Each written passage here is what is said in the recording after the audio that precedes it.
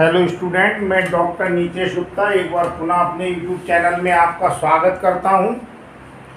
आज हम दो छोटे छोटे टॉपिक लेकर उपस्थित हुए हैं और ये जो टॉपिक है वो सेकंड चैप्टर के हैं। इस समय आपको हम सेकंड चैप्टर पढ़ा रहे हैं, स्थिर वैद्युत विभव तथा धारिता। तो ये दोनों टॉपिक जो हैं वो वैद्युत विभव और वैद्युत क्षेत्र की तीव्रता में संबंध को प्रदर्शित करने से संबंधित टॉपिक हैं। ये टॉपिक बोर्ड एग्जाम की दृष्टि से तो बहुत महत्वपूर्ण हम नहीं कह सकते, लेकिन कंपटीशन के लेवल के हिसाब से देखें तो ये दोनों टॉपिक अपने आप में काफ़ी महत्वपूर्ण हैं। फिजिक्स में जो भी हम पढ़ रहे हैं उसे इस दृष्टिकोण से पढ़ें कि बोर्ड एग्जाम के साथ साथ हमारी कंपटीशन की भी तैयारी होती रहे।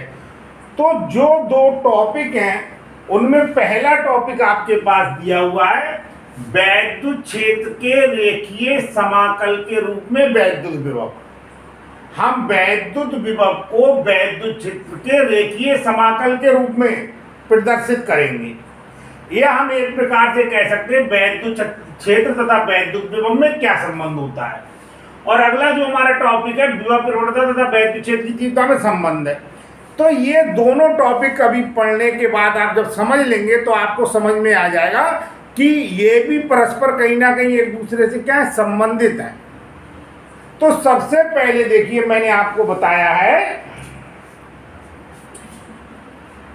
जो आपका इसमें जो रिलेशन है उसके बारे में मैंने बताया वैद्युत क्षेत्र में किसी बिंदु पर वैद्युत विभव, वैद्युत क्षेत्र में किसी बिंदु पर वैद्युत विभव अनंत से दिए गए बिंदु तक वैद्युत क्षेत्र के रेखीय समाकल के बराबर होता है। ये समाकल शब्द वगैरह आए हैं, थोड़े से टिपिकल हैं।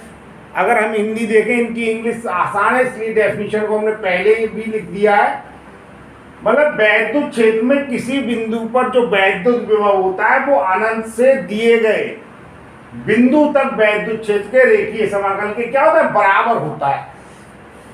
क्या मतलब है इसका, आप देखिए हमारे पास दो बिंदु हैं, एक बिंदु है ए और एक बिंदु है बी, और दो बिंदुओं में आप देखिए ये हमारे पास वैद्युत क्षेत्र की दिशाएं, इस डायरेक्शन में वैद्युत क्षेत्र की दिशा है। अब हम क्या कर रहे हैं, ये छोटा सा स्पेस ले रहे हैं, इतना पोर्शन, और इस पोर्शन को माने डी आर। क्या माने, डी आर वेक्टर। तो आप देखिए, अगर हम जो हमारे पास परीक्षण आवेश होता है जिसे हम क्या कहते हैं, Q0 कहते हैं, तो Q0 चूंकि पॉजिटिव होता है तो उस पर लगने वाला बल किधर होगा, वैद्युत क्षेत्र की दिशा में होगा। और अगर हम Q0 आवेश को ए पॉइंट के पास ये वाला जो स्थान है, इस स्थान से इस स्थान पर लाएं, यानी जो हमारे पास धनात्मक परीक्षण आवेश है उसे हम वैद्युत क्षेत्र के विपरीत दिशा में अगर हम सूक्ष्म विस्थापित करें, कितना dr करें, तो dr जब उसे हम विस्थापित करेंगे तो विस्थापित करने पर उस पर लगने वाला जो बल होगा उस बल का मान हम निकाल लेंगे। F बराबर, क्योंकि जो बल लग रहा होगा वो किधर लग रहा होगा, बल लग रहा होगा वैद्युत क्षेत्र की दिशा में, और हम क्या कर रहे हैं, हम उसके विपरीत दिशा में इसको विस्थापित कर रहे हैं। तो इस पर जो लगने वाला बल होगा वो कितना हो जाएगा, लगने वाला बल हो जाएगा हमारे पास माइनस Q0E।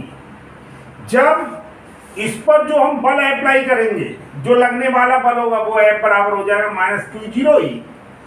अब आप देखिए बेटा, इसे वैद्युत क्षेत्र के विपरीत दिशा में जब हम dr विस्थापित कर रहे हैं तो विस्थापित करने में किया गया जो कार्य हो जाएगा, किया गया कार्य हमारे पास अगर हम मान लें तो सबसे पहले किया गया कार्य हम dw हो जाएगा। तो ये कितना हो जाएगा, ये हो जाएगा F इंटू dr। कितना हो जाएगा, F इंटू dr हो जाएगा। अब आप देखिए अगर हम इसी को, ये तो हमने माना ये जो सूक्ष्म विस्थापन है, सूक्ष्म दूरी है, उसे विस्थापित करने में कितना कार्य करना पड़ेगा, तो कार्य बराबर क्या होता है, बल गुणा विस्थापन होता है। अगर इसी परीक्षण आवेश को हम अनंत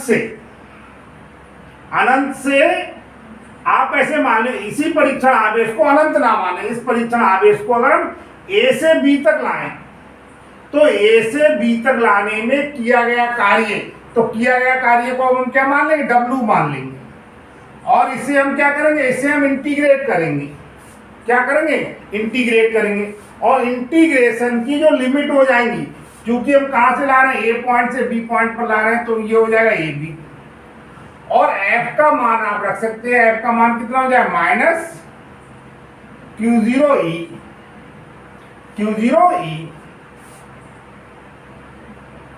इंटू क्या हो जाएगा, dr, और किए गए कार्य को हम WAB लिख सकते हैं, क्या लिख सकते हैं, WAB लिख सकते हैं। अब इसके बाद आप देखिए, और अगर आगे हम बढ़ रहे हैं, WAB बराबर माइनस A टू B और Q0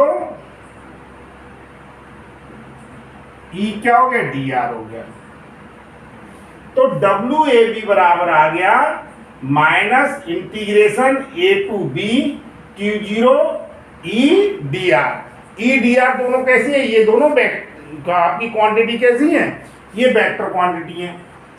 अब A और B बिंदुओं के बीच अगर हम विभवांतर निकालें, तो A और B बिंदुओं के बीच जो विभवांतर है BA माइनस BB, ये क्या होता है, किया गया कार्य अपॉन क्या होता है, Q0। किया गया कार्य हमारे पास इतना है, अगर हम WAB के मान को Q0 से डिवाइड कर देंगे तो बेटा क्या होगा, Q0 कैंसिल हो जाएगा, तो कितना हो जाएगा, माइनस A टू B और क्या है, E dot dr।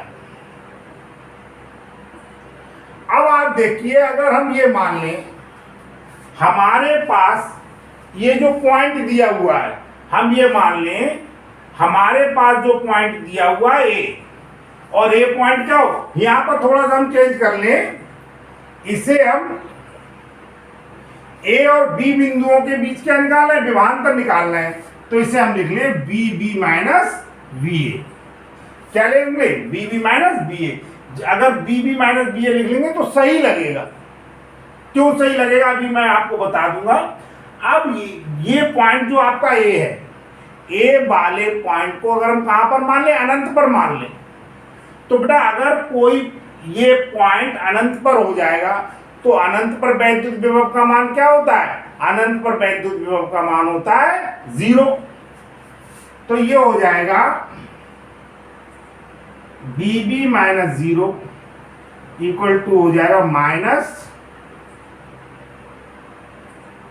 E dr, और यहां पर आप देखिए BA का मान 0 हो गया, तो BB बराबर आ गया DB, यानी B पॉइंट पर वैद्युत विभव माइनस A टू B, और ये आया E डॉट dr, अथवा अब A और B पॉइंट तो हमने इसलिए माने थे, हमने विभवांतर की डेफिनेशन लगाई थी, और विभवांतर की डेफिनेशन लगाने के कारण हमें दो पॉइंट A और B मानने पड़े थे। अब हमने A पॉइंट कहां पर मान लिया, अनंत पर, और जब A पॉइंट को हम अनंत पर मान चुके हैं, तो जो B पॉइंट है वो अपने आप में सिंगल रह गया, तो उसे हम लिखना चाहे तो B लिख सकते हैं माइनस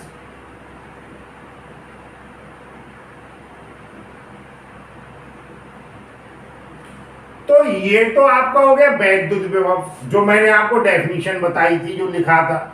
और ये क्या हो गया, ये आपके जो वैद्युत क्षेत्र है, वैद्युत क्षेत्र का क्या हो गया, ये रेखीय समाकल हो गया, वैद्युत क्षेत्र का ये रेखीय समाकल हो गया, यानी B बराबर, ये जो इधर का पोर्शन है integration a to b E d r, ये वैद्युत क्षेत्र का रेखीय समाकल है।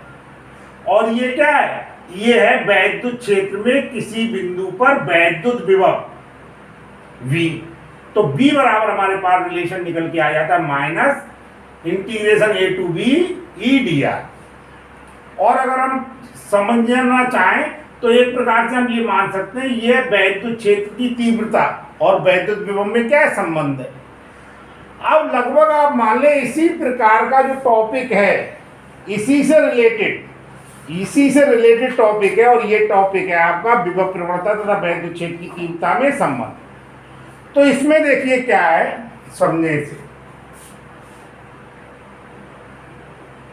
ये चार्ज Q0, यहां से आपका 1 मार्क्स का क्वेश्चन बन सकता है। अब यहां पर वैद्युत क्षेत्र के अंदर 2 पॉइंट है, एक पॉइंट ए है और एक पॉइंट क्या है, ये ऊपर है। यहां से यहां तक की दूरी हमने मान ली x, और ये वाले दोनों के बीच की दूरी क्या मान ली, डेल्टा x। ए पॉइंट पर जो विभव है उसे हमने मान लिया b, और बी पॉइंट पर जो विभव है उसे मान लिया b माइनस बी। अब इस पर रखा हुआ जो चार्ज है जिसे हम हमेशा धनात्मक लिखते हैं, परीक्षण आवेश है, तो ये चार्ज Q0 है, इसके कारण इस पर लगने वाला बल F किधर होगा, बाहर की ओर। इस पर लगने वाला जो बल होगा F वो किधर होगा, बाहर की ओर। ठीक है नहीं। अब आप देखिए सबसे पहले हम आपको जो विभव प्रवणता है जिसे हम पोटेंशियल ग्रेडियंट कहते हैं, सबसे पहले हम विभव प्रवणता की परिभाषा बता रहे हैं। तो देखिए हम कह सकते हैं, पहले आप ये समझ लें जैसे ये जो वैद्युत क्षेत्र की दिशा होगी वो भी क्या होगी, इस साइड पर ही होगी। वैद्युत क्षेत्र की दिशा को निकालने का मैंने आपको एक तरीका बताया, बहुत ही आसान तरीका है। जिस पॉइंट पर हमें वैद्युत क्षेत्र की तीव्रता निकालनी है उस पर हम धनात्मक परीक्षण आवेश जो होता है Q0 को मान लें, और वो इधर वाले आवेश के कारण जिस दिशा में गति करने की स्थिति में होगा वो क्या होगा, वैद्युत क्षेत्र की दिशा होगी। तो यहाँ पर अगर हम धनात्मक परीक्षण आवेश को लेंगे तो इसके और इसके बीच प्रतिकर्षण बल लगने के कारण ये किधर जाएगा, ये जाएगा बाहर की ओर। यहाँ पर जो चार्ज ले रहे हैं वो कौन सा ले रहे हैं, यहाँ पर हम चार्ज ले रहे हैं प्लस Q। हम जो Q0 चार्ज लेते हैं वो क्या लेते हैं, उसे हम परीक्षण आवेश के रूप में मानते हैं। तो आप देखिए सबसे पहले हम बात कर रहे हैं यहाँ पर विभव प्रवणता की। पहले आप ये ध्यान रखें, वैद्युत क्षेत्र की दिशा में जैसे जैसे हम आगे बढ़ते जाएंगे वैद्युत विभव का मान क्या होता है, कम होता जाता है।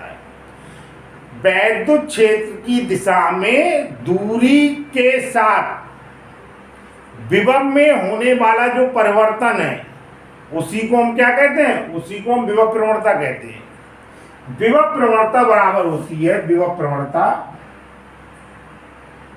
बराबर पोटेंशियल ग्रेडियंट। विभव प्रवणता बराबर हमारे पास होती है विभव में परिवर्तन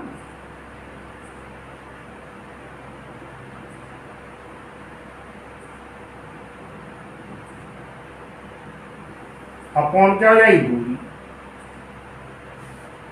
अब विभव में परिवर्तन कितना हुआ जरा आप देखिए, अंतिम माने से प्रारंभिक को घटाएंगे तो b माइनस डेल्टा बी, और इसमें से हम b घटा देंगे, और इन दोनों के बीच की दूरी कितनी है, डेल्टा x है। माइनस बी से माइनस बी कैंसिल हो जाएगा, तो ये minus delta b upon delta x आएगा। माइनस चिन्ह ये प्रदर्शित कर रहा है कि वैद्युत क्षेत्र की दिशा में दूरी के बढ़ने पर वैद्युत विभव के मान में जो परिवर्तन हो रहा है वो किसको प्रदर्शित कर रहा है, कमी को प्रदर्शित कर रहा है। यानी हम कह सकते हैं वैद्युत क्षेत्र की दिशा में जैसे जैसे दूरी का मान बढ़ता जाएगा वैद्युत विभव का मान लगातार क्या होगा, वैद्युत विभव का मान लगातार कम होता जाएगा। अब हम एक रिलेशन निकाल रहे हैं कि विभव प्रवणता तथा वैद्युत क्षेत्र की तीव्रता में क्या संबंध होता है। तो देखिए यहाँ पर जो हम परीक्षण आवेश रखते हैं, परीक्षण आवेश अगर हम Q0 होता, Q0, तो इस Q0 पर बल किधर लग रहा होता, बाहर की ओर, ठीक है नहीं। तो इस पर लगने वाला बल किधर होता, बाहर की ओर, यानी Q0 आवेश पर लगने वाला बल F बराबर क्या होता है, फार्मूला हमारे पास Q0 इंटू क्या होता है, Q0 इंटू E। अब आप देखिए ये बल लग रहा है बाहर की ओर, और आपको क्या करना है, हमें B से A पर लाना है। क्या करना है, हमें B पॉइंट से इसको किस पर लाना है, A पर लाना है।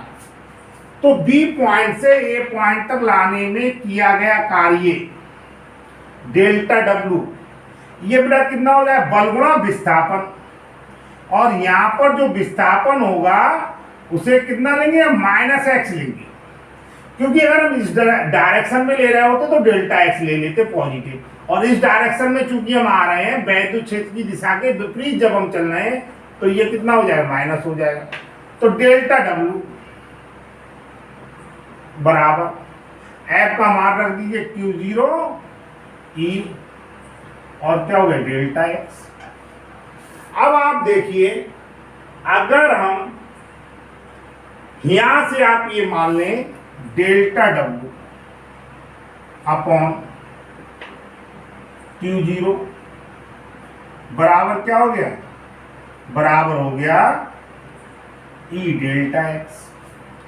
अब आप देखिए अगर हम A और B पॉइंट के बीच क्या निकालें, विभवांतर, क्या निकाले, विभवांतर। यहां पर एक चीज रह गई, ये वाला माइनस का चिन्ह आएगा, ये माइनस का चिन्ह आपके पास आएगा। तो यदि हम A और B पॉइंटों के बीच विभवांतर निकालें, तो A और B पॉइंट के बीच जब हम विभवांतर निकाल रहे हैं, A तथा B के बीच विभवांतर,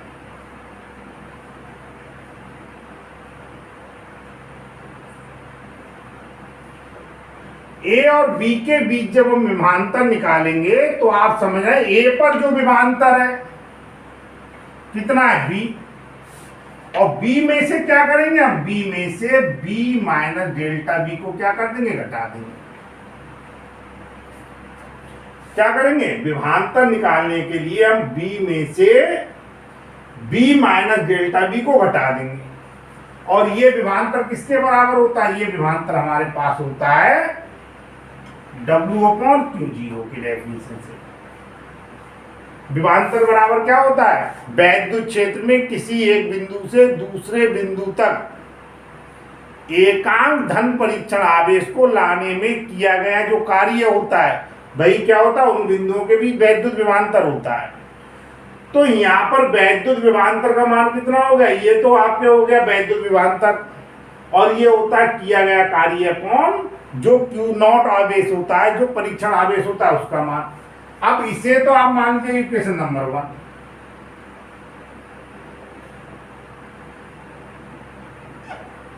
ये आप देखिए दोनों मान आपस में क्या कर सकते हैं, ये भी डेल्टा W अपॉन Q0 का है, और ये भी हमारे पास क्या है, ये भी हम मान सकते हैं डेल्टा W अपॉन क्या मान सकते हैं, डेल्टा W अपॉन Q0 मान सकते हैं। इसे डेल्टा उस कंडीशन में लेते हैं, मैंने आपको बताया था जब हम किसी में परिवर्तन कैसा कर रहे हैं, और सूक्ष्म परिवर्तन कर रहे हैं, तो सूक्ष्म परिवर्तन करते हैं तब मान कैसा ले लेते हैं, डेल्टा ले लेते हैं। तो ये हमारे पास आ जाएगा, अगर इन दोनों को हम बराबर कर दें तो माइनस समीकरण 1 तथा 2 से, समीकरण 1 तथा 2 से देखिए ये हमारे पास आ जाएगा, ये मान बराबर हो गया, माइनस से ये वाला कैंसिल हो गया और ये प्लस का हो गया, तो डेल्टा B बराबर आ जाए minus E delta x, E बराबर आ जाएगा minus delta B upon delta x। तो हम कह सकते हैं किसी पॉइंट पर वैद्युत क्षेत्र की तीव्रता का जो मान है E, वो विभव प्रवणता का जो ऋणात्मक मान होता है, विभव प्रवणता के ऋणात्मक मान के क्या होता है, बराबर होता है। किसी पॉइंट पर वैद्युत क्षेत्र की तीव्रता का मान विभव प्रवणता के ऋणात्मक मान के क्या होता है, बराबर होता है। ई बराबर होता है minus delta b upon delta x. तो एक तो ये फार्मूला जो है इसे हम कई स्थानों पर क्या करते हैं बेटा, इसे यूज कर लेते हैं, और ये आपके यहाँ एग्जाम में भी पूछा जा सकता है, कंपटीशन के दृष्टिकोण से भी ये महत्वपूर्ण है। तो इस प्रकार से अगर हम दोनों टॉपिक को कंपेयर करें तो यहाँ पर भी क्या है, यहाँ पर वैद्युत विभव और वैद्युत क्षेत्र की तीव्रता में संबंध है, जबकि यहाँ पर हम देखें ये वैद्युत विभवांतर और वैद्युत क्षेत्र की तीव्रता में संबंध है। ये जो विभवांतर है उसे जब हम दूरी से भाग दे रहे हैं तब विभव प्रवणता निकल के आ रही है। तो आप एक प्रकार से इसमें विभवांतर और वैद्युत क्षेत्र की तीव्रता में संबंध है, और इसमें वैद्युत विभव और वैद्युत क्षेत्र की तीव्रता में संबंध है। जब हम विभवांतर को दूरी से भाग दे देते हैं तो क्या निकल के आता है, विभव प्रवणता निकल के आती है। तो मैंने दोनों टॉपिक को आपको समझाया है, और इनमें वास्तव में ये एक दूसरे से कैसे जुड़े हुए हैं इन्हें बताने का भी प्रयास किया है। यदि ये वीडियो आपको पसंद आया है तो इसे लाइक कीजिए, अधिक से अधिक शेयर कीजिए और मेरे चैनल को सब्सक्राइब कीजिए। धन्यवाद।